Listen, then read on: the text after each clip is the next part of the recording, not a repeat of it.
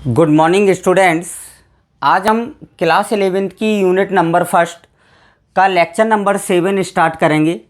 Lecture number 6 तक हमने 1.3 exercise की थ्योरी कंप्लीट कर ली थी। आज हम एक्सरसाइज 1.3 डिस्कस करेंगे। 1.3 के मोस्टली क्वेश्चन इजी हैं, कोई भी प्रॉब्लम नहीं है, केवल आपको सिंबल भरने हैं। इसमें रिक्त मतलब जो भी क्वेश्चन दिए हैं वो fill in the blanks type के हैं। सो आप ध्यान से देखें। पहला क्वेश्चन क्या है, रिक्त स्थानों में प्रतीक उपसमुच्चय है और उपसमुच्चय नहीं है को भरकर सही कथन बनाइए। मैंने इसमें टोटल आपके क्वेश्चन नंबर फर्स्ट में 7 पार्ट दिए हैं, 7 क्वेश्चन हैं। मैंने 4 आप बोर्ड पर लिख दिए हैं और नेक्स्ट लास्ट के जो 3 क्वेश्चन हैं मैं आपको ऑरली बता दूंगा। सो ध्यान से देखना है आपको। उपसमुच्चय है और उपसमुच्चय नहीं है।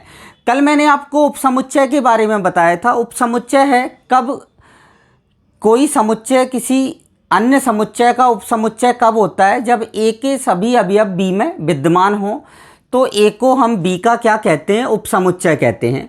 सो आप ध्यान से देखें। पहला समुच्चय है 2 3 4 और 2 3 4 मतलब इसके सारे अवयव इसमें उपस्थित हैं। इस समुच्चय के सारे एलिमेंट इस समुच्चय में हैं। तो यह समुच्चय कैसा होगा, यह इसका उपसमुच्चय होगा। क्या होगा, उपसमुच्चय होगा। तो मैंने किसका साइन भर दिया, उपसमुच्चय है का। अब नेक्स्ट देखें, ए बी सी, बी है सी है परंतु ए नहीं है, इसीलिए यह समुच्चय इसका उपसमुच्चय नहीं होगा। सो यहाँ पर आप क्या भर देंगे, उपसमुच्चय नहीं है। सिंपल क्वेश्चन है बिल्कुल। नेक्स्ट है आपके, ध्यान से सुनेंगे। Question number 3, x such that x आपकी विद्यालय की कक्षा 11वीं का एक विद्यार्थी है। मतलब जो विद्यार्थी है वो किस क्लास का है, कक्षा 11वीं का है आपके स्कूल का। और दूसरा समुच्चय है एक्स सच दैट एक्स आपकी विद्यालय का एक विद्यार्थी है। तो जो आपके विद्यालय के जो विद्यार्थी होंगे उनमें ही तो कक्षा 11वीं का विद्यार्थी होगा। मतलब सभी पूरे स्कूल के जितने भी बच्चे हैं उनको एक तरफ आप एक समुच्चय बना लें तो उस समुच्चय में 11वीं के विद्यार्थी भी आ जाएंगे, 12वीं के भी विद्यार्थी भी आ जाएंगे, 10वीं 9वीं 8वीं सभी मतलब जितनी भी क्लासेस हैं उनके सभी के विद्यार्थी उस स्कूल के सब विद्यार्थियों के समुच्चय में होंगे। तो निश्चित बात है जो कक्षा 11वीं का एक विद्यार्थी है वो किसका विद्यार्थी है, स्कूल का तो विद्यार्थी है। सो इसीलिए हम कह सकते हैं कि यह समुच्चय इसका क्या होगा, उपसमुच्चय होगा। तो इसके बीच में क्या भर देंगे हम, उपसमुच्चय है, उपसमुच्चय है। अब नेक्स्ट देखेंगे 4th number, X such that x किसी समतल में स्थित एक वृत्त है। समतल में वृत्त स्थित हैं। वृत्त कई तरह के वृत्त स्थित हैं, उनकी त्रिज्याएं भी अलग अलग हैं। मतलब वृत्तों से भरा हुआ एक समुच्चय है, उसमें सभी टाइप के वृत्त हैं, सभी की भिन्न भिन्न त्रिज्याएं हैं, भिन्न भिन्न केंद्र हैं। और दूसरा समुच्चय क्या है, एक्स सच दैट एक समान समतल में स्थित वृत्त है जिसकी त्रिज्या क्या है, 1 है। और दूसरे समुच्चय में वो वृत्त भरे हुए हैं जिनकी त्रिज्या कितनी है, 1 है। और पहले समतल में सभी प्रकार के वृत्त हैं। तो क्या आप बताइए, क्या पहला वाला समुच्चय दूसरे वाले का उपसमुच्चय होगा क्या? क्या सभी वृत्तों में के अंदर जो सभी वृत्त हैं वो 1 इकाई त्रिज्या के वृत्त के अंदर आ जाएंगे? क्या इसमें तो 2 इकाई त्रिज्या के भी वृत्त होंगे, 3 के भी होंगे, 4 के भी होंगे, 1 इकाई के भी होंगे। तो क्या ये सारे वृत्त इस समुच्चय के अंदर होंगे? नहीं होंगे, क्योंकि इसमें तो केवल कौन से वृत्त हैं जिनकी त्रिज्या कितनी है, 1 है। सो हम यहाँ पर लिख देंगे उपसमुच्चय नहीं होगा, उपसमुच्चय नहीं होगा।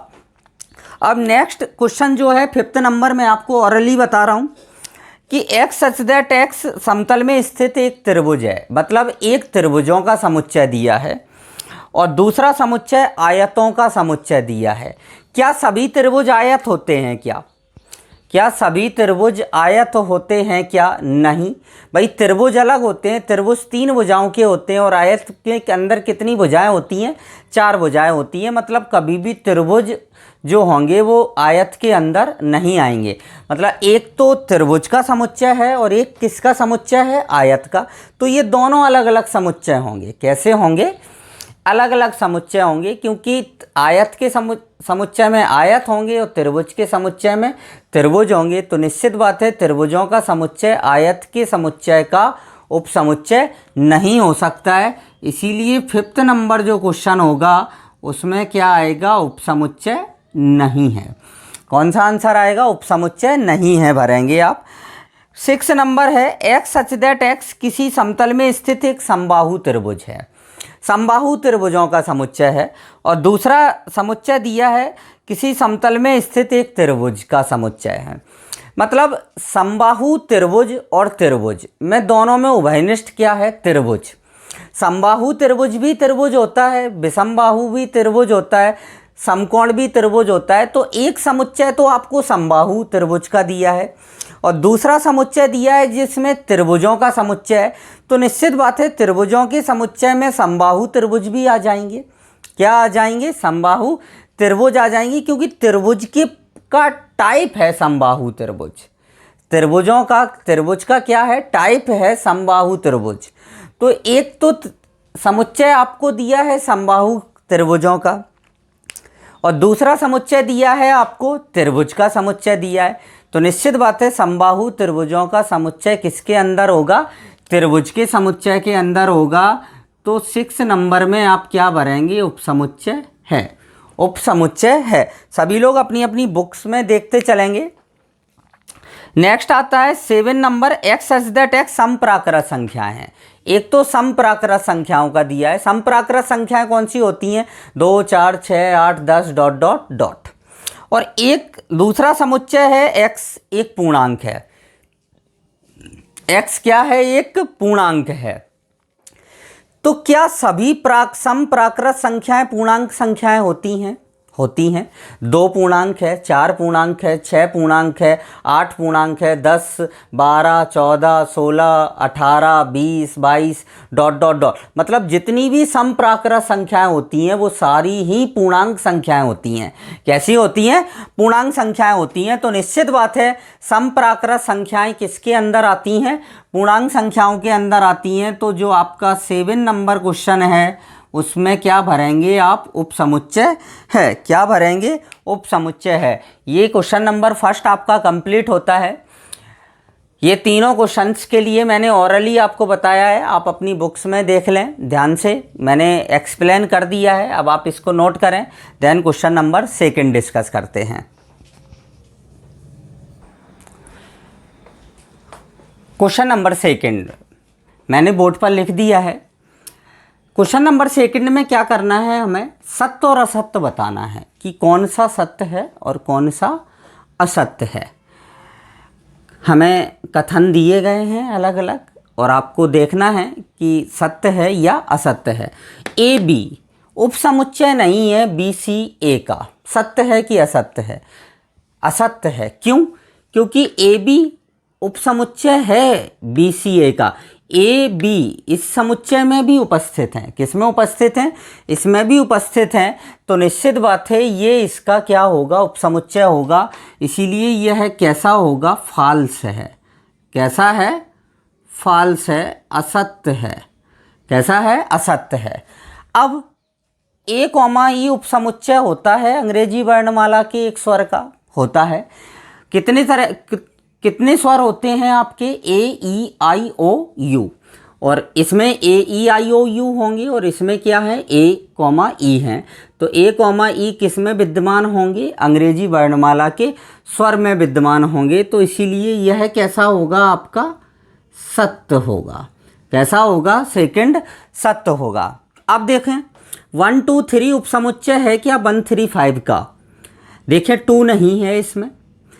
इस समुच्चय में 2 है बट इसमें 2 नहीं है। मतलब यह इसका उपसमुच्चय नहीं होगा। और इसमें क्या बोला है? उपसमुच्चय है। मतलब ये कैसा है? असत्य है। तो ये फर्स्ट नंबर ये कैसा हुआ, असत्य है, थर्ड नंबर। अब फोर्थ देखें, क्या ए ये एक समुच्चय है और एक समुच्चय ये है, क्या ये वाला समुच्चय इसका उपसमुच्चय है? क्योंकि ए इधर भी है और ए इधर भी है, तो ये इसका उपसमुच्चय होगा। तो ये कैसा है, सत्य है। कैसा है, सत्य है। अब क्या ये बिलोंग्स टू और उपसमुच्चय में अंतर होता है। उपसमुच्चय में क्या होता है, ए इसके अंदर था। अब बिलोंग्स टू में क्या होता है, बिलोंग्स टू में ये पूरा एलिमेंट, ये एक एलिमेंट माना जाएगा और ये पूरा इसी टाइप से उठ के यहाँ पर होना चाहिए। ए तो है, बट ए के साथ जो करली ब्रैकेट्स है वो इसके अंदर नहीं है, इसके अंदर नहीं है। मतलब हम क्या कहेंगे, समुच्चय ए इज नॉट बिलोंग्स टू समुच्चय ए बी सी।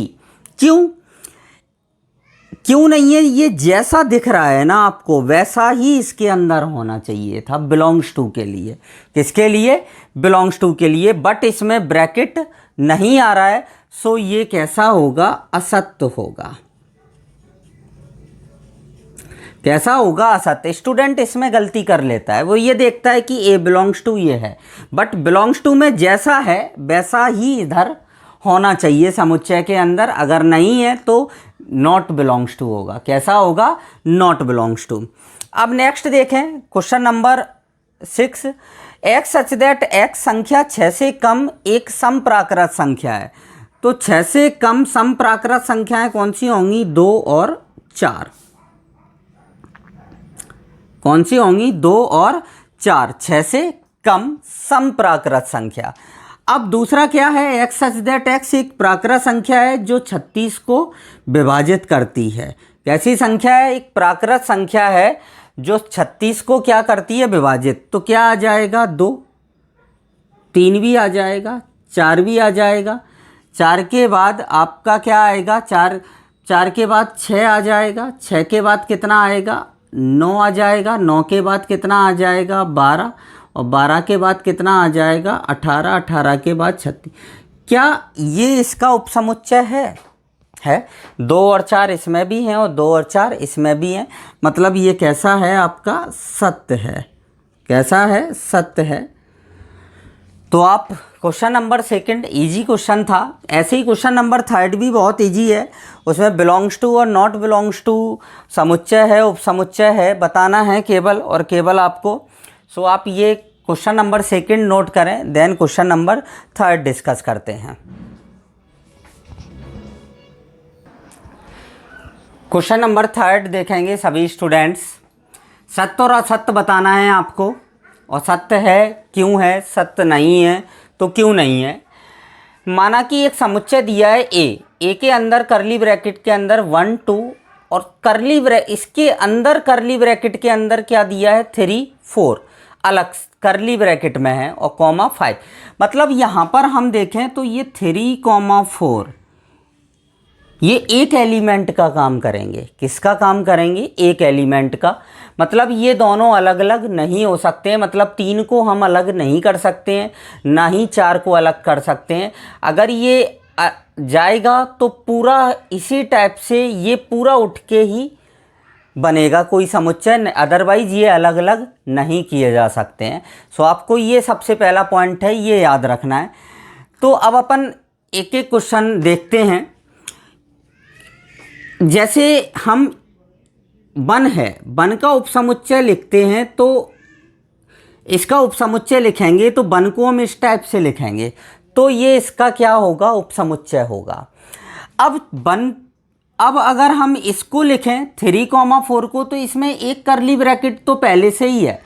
अगर हम इसका उपसमुच्चय बनाएंगे तो डबल करली ब्रैकेट्स आ जाएंगे। कितने ब्रैकेट आ जाएंगे, 2 बार।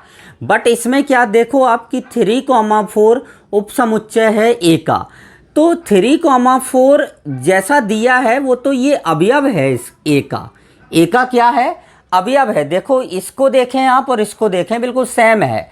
मतलब यहाँ पर हम ये कह सकते हैं कि ये इसका अवयव है, परंतु ये इसका ए का उपसमुच्चय नहीं होगा, क्योंकि इस पर डबल जब हम उपसमुच्चय बनाएंगे तो डबल करली ब्रैकेट्स आने चाहिए। कितने? 2 बार करली ब्रैकेट्स आने चाहिए, जो कि इसमें नहीं है। सो ये इसीलिए ये कैसा होगा आपका? फॉल्स होगा, असत्य है। कैसा है? असत्य है। क्यों? रीजन क्या लिखेंगे आप? क्योंकि कोई भी किसी भी समुच्चय का कोई भी अवयव उस समुच्चय का उपसमुच्चय नहीं होता है। क्या लिखेंगे आप? ध्यान से सुनेंगे कि किसी समुच्चय का कोई भी अवयव उस समुच्चय का उपसमुच्चय नहीं होता है। कभी भी अवयव उपसमुच्चय नहीं होता है, समुच्चय उपसमुच्चय होता है किसी दूसरे समुच्चय का। अवयव कभी भी उपसमुच्चय नहीं होगा। तो इसीलिए ये कैसा होगा? फॉल्स होगा।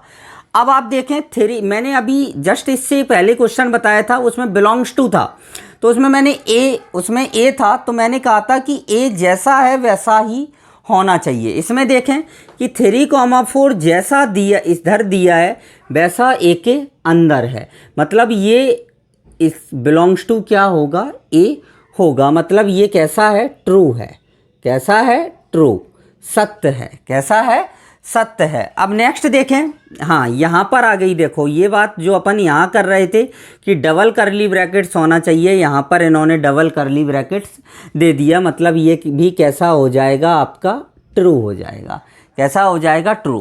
क्या 1 बिलोंग्स टू ए है? देखिए 1 जैसा है वैसा ही यहाँ पर दिया है, तो 1 बिलोंग्स टू ए होगा, मतलब ये कैसा है? आपका ट्रू है।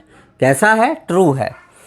क्या 1 उपसमुच्चय ए का है? मैंने अभी थोड़ी देर पहले आपको बताया था कि कोई भी अवयव उपसमुच्चय नहीं होता है, समुच्चय उपसमुच्चय होता है किसी अन्य समुच्चय का, परंतु एक जो है वो अवयव है। क्या है? अवयव है, और अवयव कभी भी किसी समुच्चय का उपसमुच्चय नहीं हो सकता है। इसीलिए ये कैसा हो जाएगा? आपका फॉल्स होगा। कैसा होगा? फॉल्स होगा। अब आप देखें 1 2 5 उपसमुच्चय ए का है 1 2 5 इसमें मौजूद हैं, तो ये इसका क्या हो जाएगा? उपसमुच्चय हो जाएगा, मतलब ये कैसा है? ट्रू है।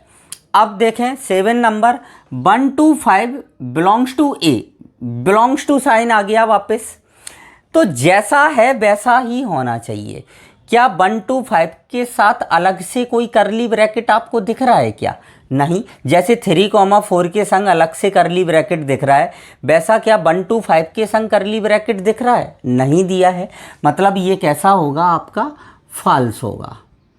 अब 1 2 3 मैंने जब क्वेश्चन लिखा था तभी मैंने आपको बता दिया था कि 3 और 4 को अलग अलग नहीं किया जा सकता है, क्योंकि ये एक अवयव का काम कर रहे हैं। केवल और केवल कितने अवयव का काम करेंगे? एक अवयव का।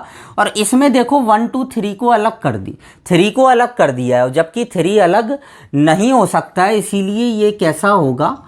फॉल्स होगा। कैसा होगा? फॉल्स होगा। क्या 5 बिलोंग्स टू ए है? क्या 5 आपको इसमें कहीं 5 नज़र आ रहा है क्या? देखें, नहीं है, तो 5 बिलोंग्स टू ए नहीं होगा, तो ये भी कैसा होगा? आपका फॉल्स होगा, असत्य होगा।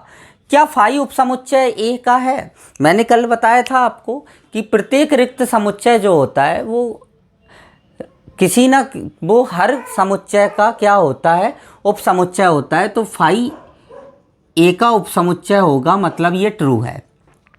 कल मैंने आपको ये भी बताया था रिक्त समुच्चय को या तो इस टाइप से या फाई से निरूपित किया जाता है। फाई के संग कभी भी करली ब्रैकेट नहीं लगाया जाएगा, नहीं तो ये रिक्त नहीं रहेगा। यहाँ फाई इसका क्या हो जाएगा? एक अवयव हो जाएगा, इसीलिए फाई के साथ कभी भी करली ब्रैकेट्स नहीं लगाते हैं, तभी ये रिक्त समुच्चय निरूपित करेगा। अब यहाँ पर इन्होंने एक फाई के साथ करली ब्रैकेट लगा दिया है, मतलब यहाँ पर फाई एलिमेंट हो गया, और जबकि फाई कहीं ए में है ही नहीं, तो निश्चित बात है ये कैसा होगा? आपका फॉल्स होगा। कैसा होगा? फॉल्स होगा। सो ये क्वेश्चन नंबर 3 आपका यहाँ पर कंप्लीट होता है। क्वेश्चन नंबर 4 में मैंने आपको कल उपसमुच्चय बनाना बताए थे। मैंने 1 2 ए बी सी के उपसमुच्चय बनाए थे, 1 2 के उपसमुच्चय बनाए थे। उसी टाइप से आपको क्वेश्चन नंबर 4 में उपसमुच्चय बनाने हैं। सो आप इसको सेल्फ ट्राई करें। अगर किसी स्टूडेंट्स को कोई प्रॉब्लम आए तो वो कमेंट्स बॉक्स में जाकर मुझे इन्फॉर्म कर सकता है। क्वेश्चन नंबर 5 है कि पी ए कितने अवयव होंगे? ए बराबर 5। पी ए का मतलब क्या होता है? कल मैंने आपको बताया था पी ए का मतलब पी ए होता है घात समुच्चय। क्या होता है? घात समुच्चय। और यहाँ पर ए जो है वो एक रिक्त समुच्चय है। कैसा समुच्चय? रिक्त समुच्चय। और अगर ए रिक्त समुच्चय है तो ए में 0 अवयव होंगे। कितने अवयव होंगे? 0 अवयव होंगे। तो निश्चित बात है ए के जो उपसमुच्चय होंगे, ए के उपसमुच्चय कितने आएंगे आपके? 2 की पावर 0 मतलब 1। कितना आएगा? 1। मतलब रिक्त समुच्चय का केवल और केवल एक उपसमुच्चय होगा, 1। तो पावर सेट में जो घात समुच्चय होगा उसके अंदर कितने अवयव होंगे? केवल और केवल एक ही अवयव होगा। कितना अवयव होगा? 1 अवयव होंगे। सो आप इसको नोट करें। अब इसके बाद हम अंतराल डिस्कस करेंगे।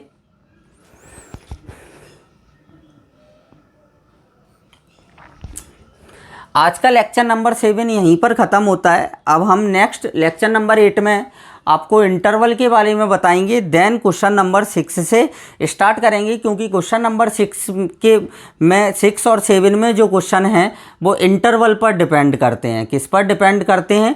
इंटरवल पर डिपेंड करते हैं। सो आज के लिए इतना ही। अब नेक्स्ट वीडियो में हम आगे की चीज़ें डिस्कस करेंगे। So thank you.